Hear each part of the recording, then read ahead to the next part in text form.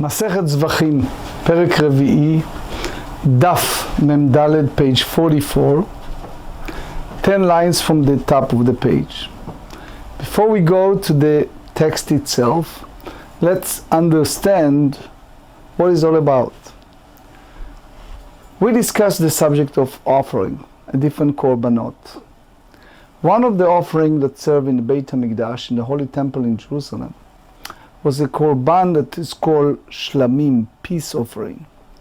The Torah restricted a person to eat from that offering only 2 days.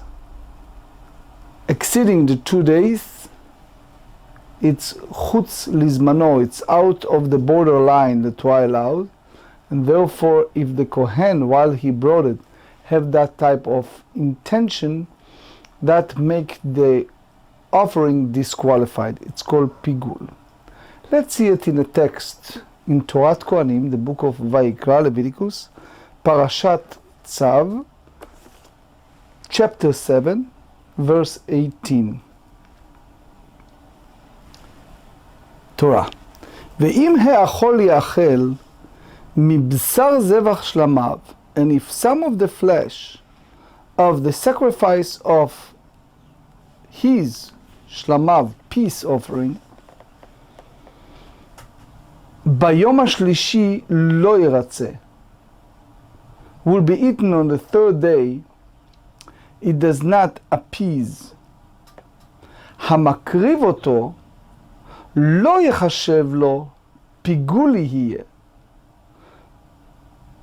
The one who offers it may not intend this, it remains rejected, והנפש האוכלת ממנו עוונה תישא, and the soul that eats of it shall bear its sin.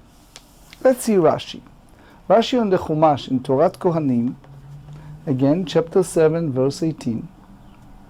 ואם האכול יאכל וגומר, translation of the Rashi, and if will be eaten, etc. The pasuk speaks of one who thinks at the time of slaughter of eating in the third day. One might be able to think that if one ate it on the third day, it should become invalid retroactively, as the literal meaning of the text implies. So Talmud Lomar, Talmud, so we derive from that to teach us otherwise. As the verse says, Hamakriv oto lo yechashev, the one who offers it may not intend, implying at the time of offering it becomes invalid. And it does not become invalid on the third day. And this is the interpretation of the phrase, Bishat hakravato, at the time of its being offered. This should not go up in thought, he should not have such a thought, ve'im chishev, and if he did think that the offering should be eaten on the third day, it shall be rejected, shall be pigul. The pasuk de Mizrahi here explains that the phrase "Amakriv oto lo yechashev lo" could have been understood, it shall not be considered on behalf of one who offers it. Rashi explained that it should be understood the one who offers it may not intend this. And the soul that eats from it, והנפש האוכלת ממנו, even within the normally permitted time, shall bear its sin. So you see here clearly from the pasuk that even the Torah mentioned pigul when it's come to a peace offering. The derivative, the sages say, it's applied not only for shlamim but also for other offering as well.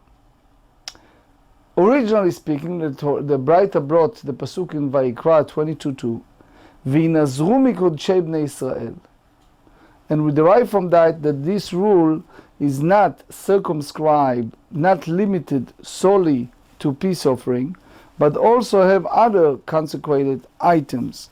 So here, the Gemarah have a discussion if it's true that we have in addition all the other type of korbanot and its derivative. So here is the Mishnah Kedusha. They said, Kol sheyesh lo matirin, any item that has permitting factors, bein la'adam, bein la'mizbeach, chayavin alav mishum pigul. So a person or the burning of the altar, one is liable for eating, is due to violation of the prohibition of pigul. Tanu Rabbanan, O eino ela kayotze bishlamim. You may say that the pasuk speaks about what?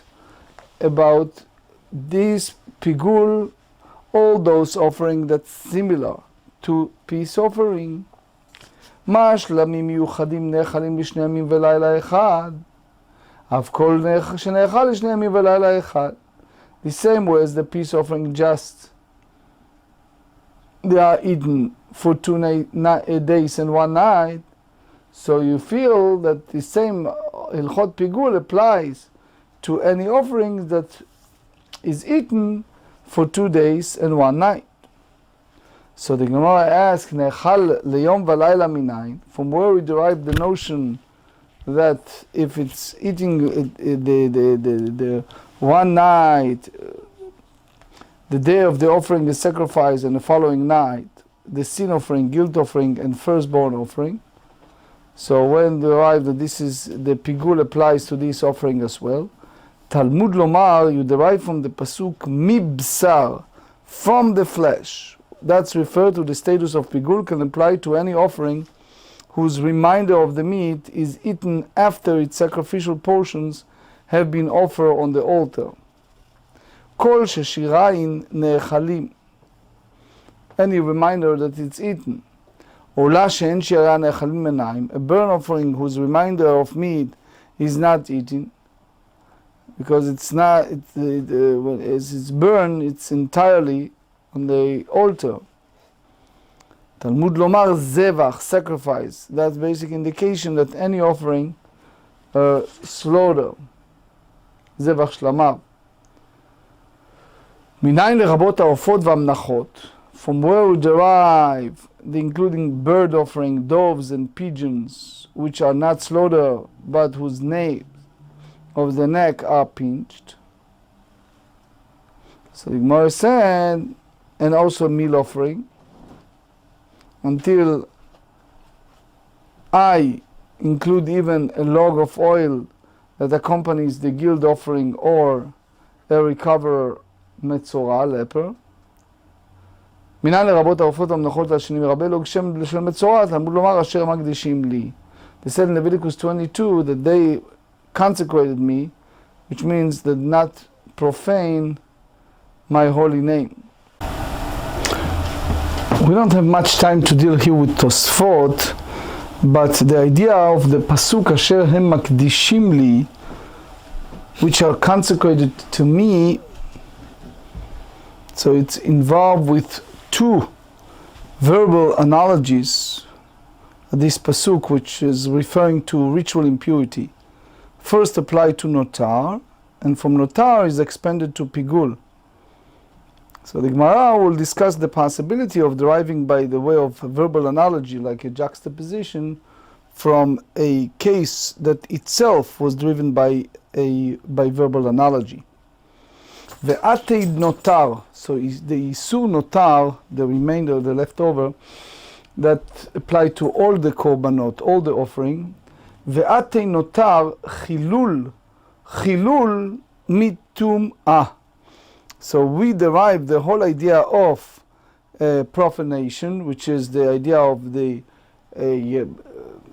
halal in basically is like desecrating, but the juxtaposition here is the language that it's written in a parashat notar in Torah, the reminder, and the language of chilul that was written in the subject of achilat kodashim betum'ah, eating some consecrated items while a person is in a state of ritual impurity.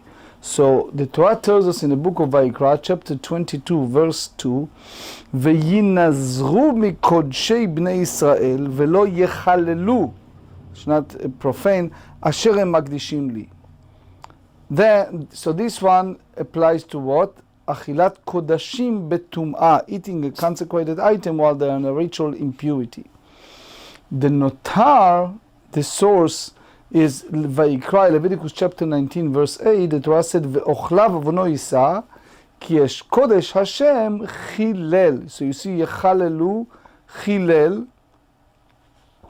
And the notar, the reminder, it's written also in the Torah in regards to the peace offering, Leviticus 19, verse 5.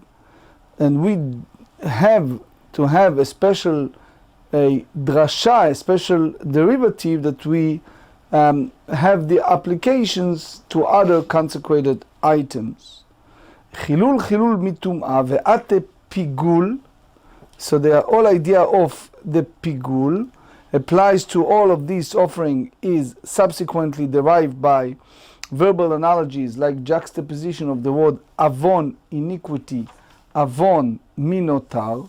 So that's again, you have notar v'ochlav avono yisa, pigul v'anefesh ha'ochelet meno avonat yisa. You see the word avon. So that's, you derive the gzera shava. So it means while the eating in the ritual impurity applies to all the different offering, we derive also notar, the reminder that applies to all the offering, and also we derive to pigul, that it's applied to all the offering. So there is a Malbim on this subject, Parashat Tzav, that asks a question. After we have this verbal analogy, this gzera shava, that pigul applies to all the different offering, why we needed the word mibsar zevach? But welcome to read it by the Malbim. Tosfot here too. Anyway, ומאחר שסופו לרבות כל דבר, למה נאמר שלמים מעתה? Since the pasuk eventually includes all items, even meal offerings and the log of oil of a leper, now one can ask, why does the pasuk state pigul specifically with regard to peace offering? לומר לך, to teach you, מה שלמים מיוחדים שיש להם מתירים בין לאדם בין למזבח, אף כל שיש לו מתירים בין לאדם בין למזבח. So the same way as the peace offering are notable in both, in the permitted factor, either for consumption by a person or by burning on the altar. The same way as any item that permitted factors, either for a person or for an altar, one is liable for eating it due to violation of the prohibition of pigul. בין לאדם, אף כל שיש לו מתירים בין האדם למזבח, חייבים עליהם משום פיגול.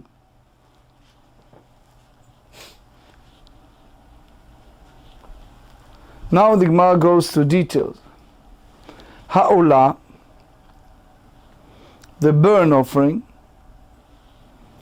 דמה מתיר את בשרה למזבח. Its blood renders its flesh permitted to be burned on the altar. Ve'ora lakohanim, and its hide to be used by the kohanim, by the priests. Olata of bird burn offerings. So they said, Olata of dama matir b'sara lamizbeach. Its blood rendered the flesh and its skin permitted to be burned on the altar. Chatata of bird of sin offering. Dama matir b'sara lakohanim. Its blood rendered its flesh permitted for consumption by the kohanim. Parim anisrafim, asirim anisrafim, which we said every day in the korbanot. So he said, bull sacrifice for unintentional communal transgression, and goats that sacrifice for unintentional community sin of idol worship. Damam matir et himurehen likarev. their blood renders their sacrificial portions permitted to be sacrificed on the altar. Umotzi ani, excluded to the analogy of peace offering, et hakometz, the handful of meal offering, ve'et halevona, the frankincense, ve'aktoret, the incense, uminchat kohanim, and the meal offering of the priest, uminchat kohen Mashiach, meal offering of anointed priest, uminchat nesachim, a meal offering brought with the libation that accompany animal offering, vehadam, and the blood for the whole korbanot. So all these do not have an item that render them permitted either for a person or for the altar. So now the Gemarah brings an opinion that disputed that, and the same way as the Torah mentioned when it's pigul, specifically is korban shlamim, רבי שמעון אומר, מה שלמים מיוחדים שיש בו על מזבח החיצון וחייבים עליו? אף כל שישנן על מזבח החיצון חייבים עליו משום פיגול. יצאו פרים הנשרפים וסירים הנשרפים, הואיל שאין על מזבח החיצון כשלמים, אין חייבים עליו משום פיגול. So here we have the exclusion. Because we said that the bull that are burned, goat that are burned, since their blood is not presented on the external altar, like peace offering, one is not liable for eating them due to a violation of a prohibition of pigul. אמר מר, כיוצא בשלמים. The הלכה בפיגול extends only to an offering that is similar to peace offering. Mainihu, what is this offering that is similar to a peace offering but not included in the category of peace offering? Bechor, the firstborn offering. דנאכל לשני ימים ולילה אחד. במאי ate, so the eating 2 days and 1 night is a peace offering. במאי ate, by what principle is the הלכה of firstborn derived? אי במה מצינו, איכא למפרח, מה לשלמים שהם טעונים שמיכה ולשחים בתנופת חזה ושוק. So all of that list, they require placing hand on the head of the offering, libation, waving of the breast and thigh. None of this apply to a firstborn offering. אלא מאם האכול יאכל. They said in Leviticus chapter 7 verse 18, and if any be at all eaten of the flesh of the sacrifice of this peace offering on the third day, it shall not be accepted. So the words and if any and be at all eaten, it's generalization. While the word, the flesh of the sacrifice of this peace offering consists in details. So that's klal uprat. You remember the principle of Rabbi Ishmael we said every day?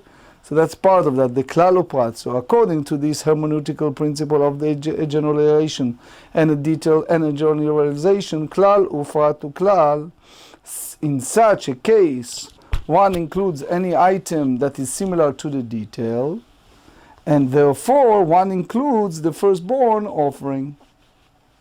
So the Gemarah asks, Hane treich lale dismichei ahadadei ninhu. These two phrases are generalization that are in a way not only connected to one another, but this is not instance of generalization and detail and generalization, as they are not in that order. Amar either Rava or Ravina. He says you can learn in that principle of klal uprat uklal, but he hold ki de amrei b'ma'arava, the way that they said in Eretz Israel, in the West. כל מקום שאתה מוצא שני כללות הסמוכים זה לזה, any place you find two generalization that's basically connected to each other, and then you see as details, הטל פרט ביניהם ודונם בכלל לא פרט. So you basically cast the details, it's written afterward, between them and interpret them as a manner of generalization in detail and generalization. So as you see as a result, this verse is considered to state a generalization in detail and a generalizations like klal uprat uklal, even it was not in that order. So now the Gemarah zoom in one of the brighter. עד שאני מרבה לוג שמן של מצורע, המני רב מאיר דתניא, לוג שמן של מצורע, חייבים עליו משום פיגול דברי רבי מאיר. Okay, so here, if it's combined with Asham, with the guild offering, and you have the pigul in the Asham, so you need to, Dam Asham basically matir את השמן, so you allow it. Even they can bring each of them independently. But Rashi explained, it's Rabbi Meir hold that even bring it together with the Asham, the Dam Asham considering as a matir. So that's the view of Rabbi Meir. Eim HaSeifa motzi ani minchat nezachim v'adam atam l'Rabanan. That's the sages that disputed Rabbi Meir. לתניא נסחי בהמה חייבים עליהם משום פיגול מפני שאדם הזבח מתירן להיקרב דברי רבי מאיר. אמרו לו, sages said to him, ולא אדם מביא את זבחיו היום ולסכין מכאן ועד 10 ימים. They said that the reality is that the person may bring a sin offering today and the accompanying libations from now until the 10 days later. So you see here that the blood of the offering does not render the libation permitted. So Meir responded to them and said, Amar lahen afalin lo amarti lababaim ma zevach. I'm speaking all here about the sacrifice that accompany with the offering. So the Braita under discussion represents two conflicting opinions. So Amar Rav Yosef, Hamani Rabbi, דאמר לוג של שמן של מצורע, מתנותיו שרו לו, ומתנותיו שרו לו, מתנותיו מפגללי. So if the oil was placed with the intent that the Kohanim should consume its reminder on the following day, one consumes the oil is liable for consuming pigul. תתניא לוג שמן של מצורע. מועלים בו עד שיזרוק אדם, נזרק אדם לא נהנה ולא נהנין ולא מועלים. רבי אומר מועלים בו עד שייתן מתנותיו. ושבין שאסור באכילה שייתן מתנת 7 ומתן בהונות.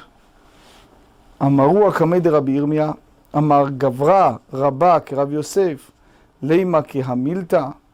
Such a great man like Rav Yosef tell you such a matter that the sprinkling of the oil render the rest of the oil pigul. So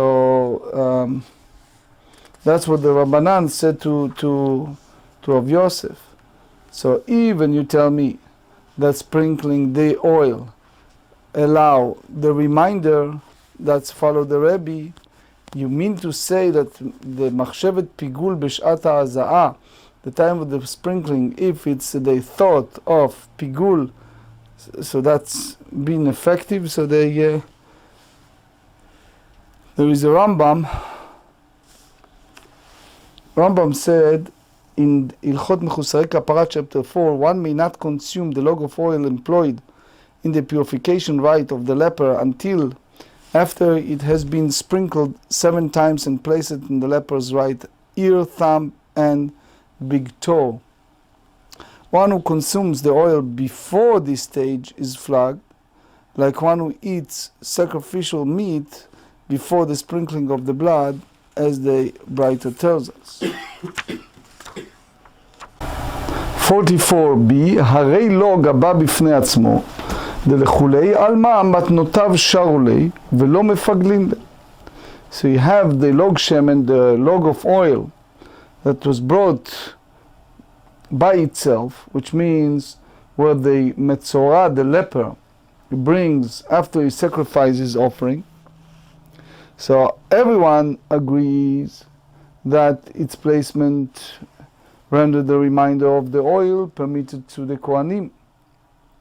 And yet, ולא מפגלים לי, and they are not make the oil פיגול, as we learn in the ברייתא, דתניא, לוג שמן של מצורע, חייבים עליו משום פיגול, מפני שדם מתירו לבהונות, דברי רבי מאיר. ברייתא teaches that we have a log of oil of metzorah, of a leper. One is liable for consuming it, because it's a violation of the prohibition of pigul, as the blood of the offering renders permitted to be placed on the thumb and a big toe of the leper, and therefore, since the blood of the asham, the guilt offering, that's basically the cause, the matir of the oil, if the asham itself become pigul, the log hashemen, the log of oil, also become pigul.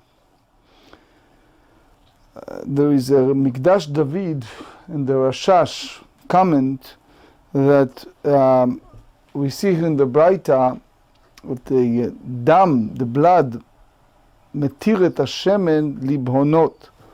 Matir, in general, as a term, it applies to what? To something that a person can eat, or for the mizbeach, for the altar. So basically it should be said, the Rashash hold, that the sprinkle of the blood have hatarat hashemen, for what? La'achilat HaKohanim, for the Kohanim to do both. But the Rashi, in the previous part, in the Memdalet Talmud Aleph, Dibur HaMatchil Chayavin, bring both. Anyway, that's the view of Rabbi Meir. Omru lo leRabbi Meir, the sages said to Rabbi Meir, והלא אדם מביא את השמו עכשיו, ולא מכאן ועד 10 ימים. Person may bring his guilt offering today and accompany a log of oil from now until the 10 days later. So, in this type of situation, for sure, the blood of the guilt offering not make the shemen, the oil, motar. So therefore, you don't have the chiyuv of pigul. You don't have this type of chiyuv. So therefore, you can derive from here that even the oil come together with the guilt offering, the blood of the guilt offering will not consider as matir, quote unquote, for him, because of that. Amar lahen, Rabbi Meir said to the sages, "Ani lo amarti ela beba im ha'asham." He said, I spoke only about the log of oil that comes with the guilt offering. So you have here the indication that even according to our opinion of Rabbi Meir, it's a blood of the offering that render the oil pigul. So אלא אמר רבי ירמיה, לעולם רב מאירי. The entire Braita follow the view of Rabbi Meir. וסמי מכאן נסחים, and omit the case of meal offering brought with libations that accompany animal offerings from the list of items that are not subject to the halacha of pigul. Amar Abaye, לעולם לא תסמי. You don't have to do that. You don't have to omit something from the list. He said, ותנה לוג אביי מהאשם, והוא הדין לנסחים הבאים עם הזבח. So here, the first Tana taught that halacha with regard to log of oil that comes with the leper's guilt offering. And the same is true of libation that comes with the animal offering. So as according to Rabbi Meir, pigul status apply to both of these. והדר תנא נסחים הבאים בפני עצמם, והוא הדין ללא גבה בפני עצמו. And then the Tana taught the pigul does not apply to libation that come by themselves. And the same is true of the log of oil that comes by itself. The Mishnah tells us, Chatat ha'of, dama matirat besara l'kohanim. The bird burn offering, its blood rendered meat, and its skin permitted to be eaten by the kohanim. Menane, from where do we know it? So the Rambam tells us, and you see it also in the other places. You see the Rambam's Ilchot Maaseh Korbanot, chapter 7. But you see it other places that even the B'sar Chatat Behema, you eat it by the Kohanim, it doesn't mean that in the situation of bird burn offering, Chatat Ha'of is the same. But anyway, the Tane Levi, so here is the Bamidbar, chapter 18, verse 9. So the Pasuk said, "This shall be yours of the most sacred times from the fire, every offering of theirs, every meal offering of theirs, and every sin offering of theirs, and every guilt offering of theirs, which they shall render to me, shall be most sacred for you and for your sons." So the Tane Levi, Kol Korbanan Lerabot Shemen Shel Metzora, because the Torah said every offering of theirs, that include log of oil of a leper. So it's also giving to the Kohanim. So why it's necessary to derive from this pasuk that oil is a gift to the priesthood? Because the Torah used the term from the fire, and this log of oil, notwithstanding its status as an offering, is not reserved from the fire. That every offering of there, that the oil goes to the Kohanim. Lechol minchatam. The next part of the pasuk said, Lechol minchatam, every meal offering of theirs. So that's include lerabot minchat omer minchat aknaot. The omer meal offering that brought as a communal offering on the 16th day of Nisan, and the meal offering of jealousy brought by a sota, which we read last week to our portion. The Torah said in Exodus 29, and they shall eat those items with which atonement is achieved. So the Omer meal offering come to permit consumption for the new crop, and the meal offering of jealousy come to clarify the transgression of the sota as part of the ordeal undergo by the woman. So therefore you have this pasuk, every meal offering of there, kamash melah, that even these meal offerings are eaten by the Kohanim. Then the pasuk said, ulechol chatatam, every sin offering of there, lerabot chatat ha'of, to include bird sin offering, that it meat too is giving to the Kohanim. You may say that this animal is nevela. Why? Because you slaughtered only by melika, not by shchita. So therefore, l'chol chatatam, that even chatat ha'of, even the bird offering, is be eaten by the Kohanim. L'chol ashamam, every guilt offering of theirs. L'rabot asham nazir v'asham netzora. Sagat ha'chamina le'achshir katu. You may think that they are come to qualify this individual rather than to atone. The guilt offering of Nazir render him fit to restart his term of Nazirut, and the guilt offering of a leper qualifies him to eat sacrificial food.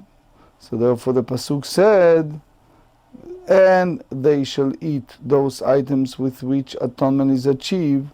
So therefore we come to teach us, Kamash Melan, every guilt offering of there, that these offering as well are eaten by the Kohanim. Asham metzora be'yaktiv ba, ela lerabot asham nazir ka'asham metzora, the guilt offering, teaching that is like a guilt offering of a leper, and in that both are eaten by the Kohanim. Asher yashivu, ze gezel hager. That's important. They said that Asher Yashivu, it's an implication with which they shall rendered to me, this is referring to items stolen from a convert. One who robs a convert who then died with no heirs must give the stolen item and the additional 1/5 to the Kohanim. לך הוא, שלך יהיה אפילו לקדש בו את האישה. For you it shall be yours even to betroth a woman with it, which is, these gifts are considered the priest's property in all regards. Doesn't carry, Rashi explain, any kedusha when you have this money the Kohanim receive as a gezel ager, and therefore the pasuk mentioned that in matnot kuna.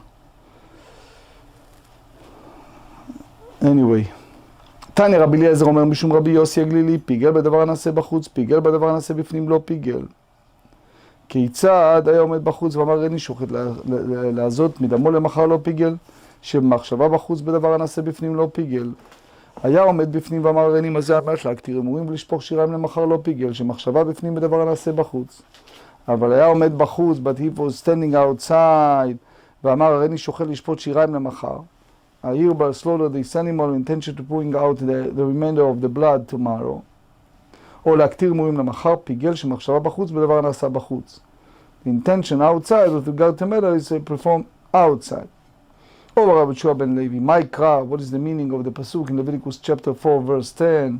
כאשר יורם מישור זבח השלמים, as it's taken off from the bull of the peace offering. וכי מה למדנו מישור זבח השלמים מעתה? What we learn from the bull of offering, peace offering, everything that is specified with regard to peace offering is stated with regard to bull as well. אלא מקיש פר כהן משיח ושור זבח שלמים. We juxtaposes the bull of the unintentional sin of the anointed Kohen to the bull of peace offering. How? מה שור זבח שלמים עד שיהיו מעשיו מחשבותיו על מזבח החיצון. The same way as bull of peace offering is not rendered pigur until the Kohen actions and intention relate to the service performed on the external altar. אף פר כהן משיח, the same way as the bull of the anointed Kohen, is not making a פיגול עד שיהיו מחשבותיו ומעשיו על מזבח החיצון, unless the Kohen's intention and actions relate to the service performed on the external altar. אומר רב נחמן אמר רבא בר אבוה אמר רב, הלכה כרבי אלעזר שמר משום רבי יוסי. אמר רבא, עושה מסי רב יוסף, page 45, הלכתה למשיחה. Only שיבנה בית המקדש, זה הלכה from Messianic period, זה חוות יאיר קכ"ה that expand on that. אומר לה ראי אלא מעתה כל שחיטת קודשים לא ליתני, הלכתה למשיחה הוא, so you don't deal with any, this is all go by the Mashiach side, right? אלא דרוש וקבל שכר, study and receive reward. One is reward to study the Torah regardless of its practical applicability. הכנה מדרוש וקבל שכר. הכי כאמינה לך, הלכתה למה לי? ישנחרינה אמר להלכה כאמינה. So I want to just add a few words to this statement from the book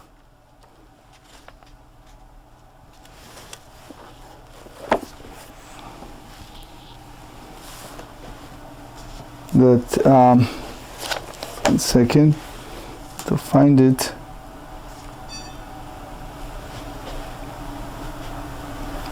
It's you see it also in the Ramban in Shabbat Kuf Lamed Gimel. So in short, there's the Rambam Mishnah Torah hold that said that what Rav Yosef here they left without answer. So the big question is why you have halacha that doesn't have any lemaisa, anything in the practical way.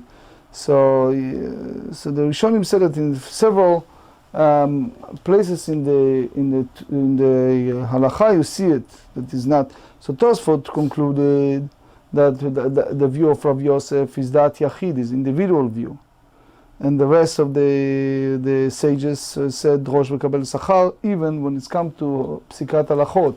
But this is a big difference between as we said, between the view of Tosfot and also in Sanhedrin 51 and Yom 133, if it's the view of Rav Yosef is that yachid, or even דרוש וקבל שכר in practical הלכות that doesn't have an application in a sense of a practical of our lives today.